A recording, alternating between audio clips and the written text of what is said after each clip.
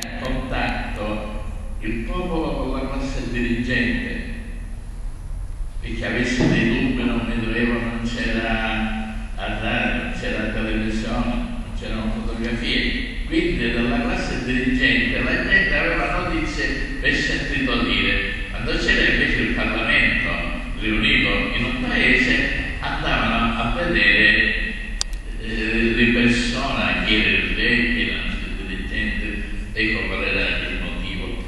Nel 1296 abbiamo detto che questo tipo di Parlamento siciliano elesse Federico III il Grande. Federico III era il grande sovrano per avere guidato la resistenza del piccolo popolo siciliano contro l'aggressione europea, forse propositatamente e di avere creato dei rapporti di particolare affetto tra sovrano e sud, mentre spesso i rapporti dei siciliani con il potere centrale non sono dei migliori.